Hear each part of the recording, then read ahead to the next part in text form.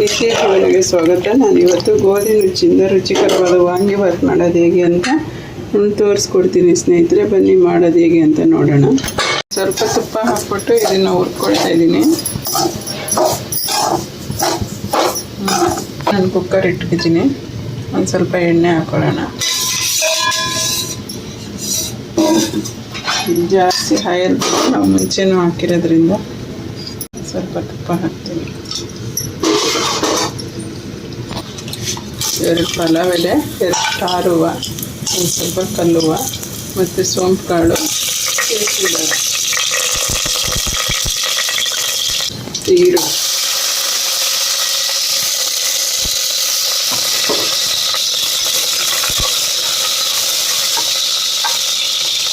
Tomato,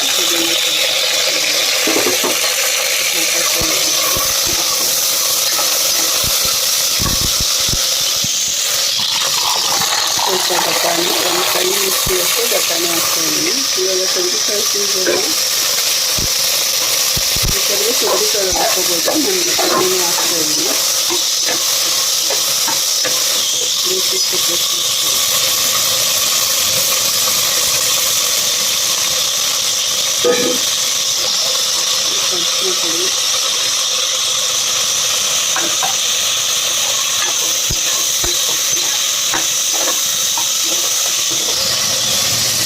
ಇವಾಗ ಬದನೆಕಾಯಿ ಹಾಕೊಳ್ತಾ ಇದ್ದೀನಿ.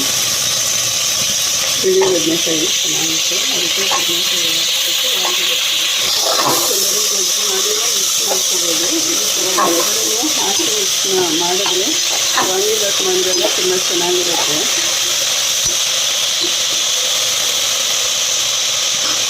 ಹೌದು ಹಾಕ್ತಾಯಿದ್ದೀನಿ.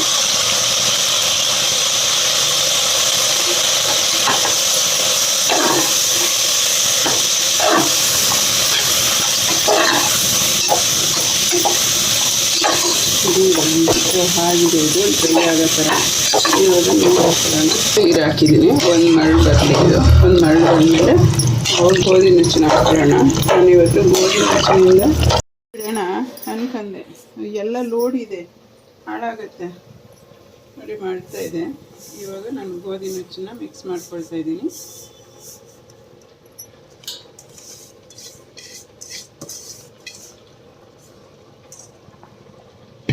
ಇದರಲ್ಲಿ ಬಿಸಿಬೇಳೆ ಮತ್ತು ಪಲಾವ್ ಎಲ್ಲ ತೋರಿಸಿದ್ದೀನಿ.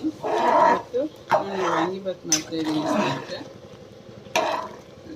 ಮಿಕ್ಸ್ ಮಾಡಿಬಿಟ್ಟು ಮುಚ್ಚಿಬಿಡೋಣ. ನಾನು ತುಪ್ಪ ಎಣ್ಣೆ ಎಲ್ಲ ಸಾಕಷ್ಟು ಹಾಕಿರೋದ್ರಿಂದ ಮತ್ತು ಇವಾಗ ಮೇಲಿಂದ ತುಪ್ಪ ಏನೂ ಹಾಕ್ತಾಯಿಲ್ಲ.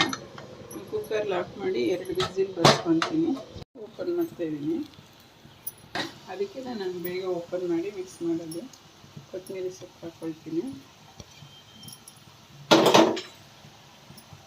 ಮಸಾಲೆ ಎಲ್ಲ ಒಂದಾಗುತ್ತೆ. ಈ ಥರ ತಕ್ಷಣ ತೆಗೆದುಬಿಟ್ಟು ನಾವು ಮಿಕ್ಸ್ ಮಾಡಿಬಿಡ್ಬೇಕು.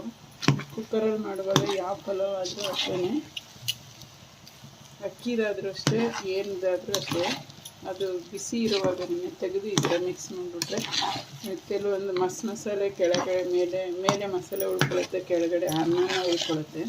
ಅದಕ್ಕೆ ಈ ಥರ ಮಿಕ್ಸ್ ಮಾಡಿಬಿಟ್ರೆ ಎಲ್ಲ ಒಂದೇ ಸಮಯ ಇರುತ್ತೆ. ಬಿಸಿನಲ್ಲಿ ತಕ್ಷಣ ತೆಗೆದುಬಿಟ್ಟು ಹಿಂಗೆ ಮಿಕ್ಸ್ ಮಾಡಬೇಕು. ಇವಾಗ 1-2 ನಿಮಿಷ ಹಿಂಗೆ ಬಿಟ್ಬಿಟ್ರೆ ಬಡಿಸ್ಕೋಬೋದು.